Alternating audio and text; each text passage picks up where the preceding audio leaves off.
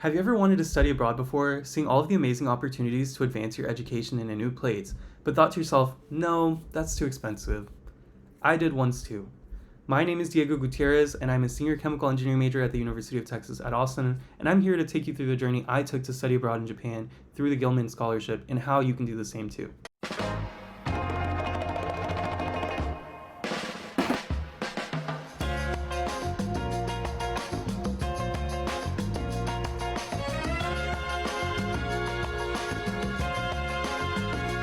In this night, the starry sky, my baby told me with a sigh, saying words that came across as a doubt. First, you should know what the Gilman Scholarship is and who is eligible to receive it. The Gilman Scholarship is a merit-based scholarship that provides up to $5,000 to outstanding American college students with high financial need to pursue credit-bearing academic studies and internships abroad. The scholarship intends to bridge the gap that financial barriers can create for students, while enabling students like myself to gain international experience, global networks, and foreign language skills.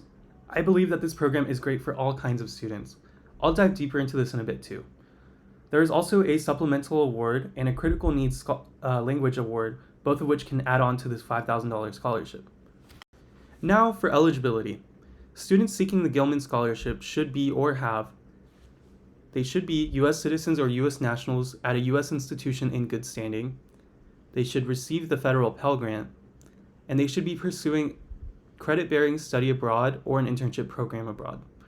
The location of the study must also be in a country with a U.S. Department of Safety travel advisory level of 1 or 2. You can check that below with the link in the description. It's going to be on the U.S. Department of State website. And then the program must be a minimum of 21 days as well. As for the application for the Gilman Scholarship is accessible through the Gilman Scholarship website, which will be linked below in the description. The application consists of 4 required essays. There will be 2 statement of purpose essays, the first one explaining why a global academic or professional experience can contribute to your future academic or career goals, and the second that explains why you selected your specific program in a host country. Then there are also going to be 2 essays that describe how you will be representing America in your hometown. The first one is to describe plans to engage your host community and showcase what it means to be an American. And the second is a follow-on service project proposal that explains how you plan to leverage and share the knowledge and skills you gained abroad while you're back in the US. Additionally, it's going to explain how you plan to raise awareness for the Gilman Scholarship and the value of studying abroad. And lastly, also who your primary audience for this project is going to be. All of these are important and tell the program what you want to do, why, and how it will benefit you and others. It is important to show who you are and how you plan to do this. For me, it was important to my career as the courses I took were explicitly important in emerging technologies involving chemical engineering. I was able to learn about nanotechnology products and applications, production and manufacturing, and research in the semiconductor world. I also gained experience that led me to take another detailed course where I learned all of the steps for the production of chip manufacturing and involvement of chemical engineers and process engineering in this industry. And now I also do research with a mentor who TA'd the course that I took abroad. I believe that this experience was incredibly useful for furthering my academic career, as it also gave me a foothold and base knowledge of this matter and allowed me to do research at my university that I otherwise wouldn't have even known about and probably wouldn't have done. Now, onto my experience abroad and its benefits as well. My study abroad experience in Japan was easily one of the best things I did in college. Largely because of how immersive and flexible my program was, I believe that it was a really, really good time and really good experience for me. We stayed in Ikoda, which was around Tokyo, and we commuted around to JF Oberlin University in Shinjuku. From the start, we were interacting with Japanese students and exploring the city, and even before our classes started, we were in Asakusa exploring. We ate ramen together, and then we also were able to explore the area independently. We also at one point put on kimonos and were able to take pictures in that, which was really pretty cool. Academically, the course was also heavily focused on team-based projects and centered around nanotechnology and emerging technologies.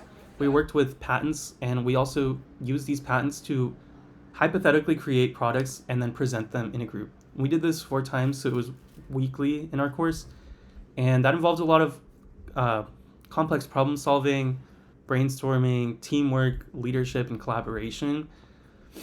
And it really pushed us to think critically and present our work well. Alongside the project, we also learned about nanotechnology applications and semiconductor fundamentals, including how basic chip gates work. We also engaged with students across various universities, including our host university, JF Oberlin Shinjuku, but also Kyoto. We had a university there, I believe it was the Kyoto University, I might be wrong on that. And also in Tokyo, we had another small private liberal arts university, an all-women's university, and it was really interesting to see all the diversity and the types of people we would meet. At JF Oberlin, we met a lot of business majors and a lot of people interested in the aviation industry, ideally seeking careers where they could travel the world. And I remember at the private university, I met a lot of people also interested in different things. One of the ones that stood out to me was an English major who was interested in English literature and I believe wanted to go into translating English and Japanese media. It was really insightful and really cool. Outside of the classroom, we also traveled extensively. We went from Kyoto, Hiroshima, Osaka, and it was really great. In Kyoto, I remember walking around Gion, going to the Fushimi Inari Shrine, and later we visited Hiroshima, where we visited the Peace Memorial Museum, which was a little bit sad and somber, but a really great experience overall. We also took a ferry to Miyajima Island, which was one of the most memorable places we went to because of how picturesque it was. And we also used free time to go to Osaka and go to Universal Studios and Dotonbori. Back in Tokyo, we explored neighborhoods like Harajuku, Ueno, Asakusa, and participated in activities like calligraphy, a matcha ceremony, and other things like that with Japanese students, including karaoke nights where we were going out at night with the students we met at our universities and exploring the city together. Food was also a major part of this experience for me. I really enjoyed the matcha, the curry katsu, ramen, and sushi. Lastly, we also had a site visit to Tokyo Electron's headquarters in Japan, which was really incredible. We got to learn about semiconductor manufacturing and EUV lithography. These directly have influenced some of my interests in semiconductors and eventually led me to pursue research in photovoltaic research at UT Austin.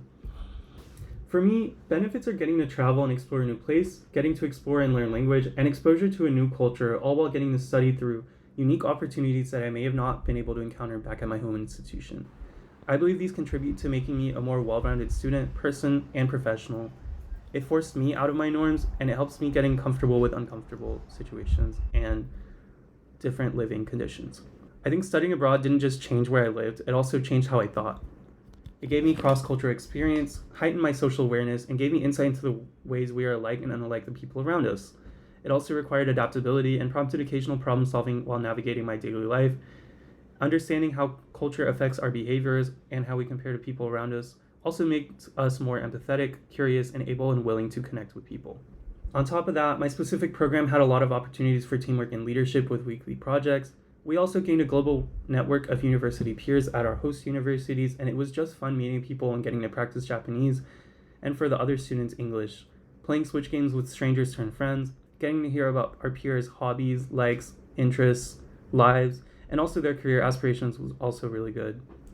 It was incredible for gaining a professional global network as well, as when we visited Tokyo Electron, we connected with tech leaders in the manufacturing machines industry, and it also gave us insight into conversations with peers both newly graduated working at TL and others who had unconventional routes that took time to get to where they are. It was really cool hearing about how these people got into the positions they were. I think all of this insight was incredible for me and has led to where I am now researching on campus, on solar cell projects, and I think it was a really great experience overall.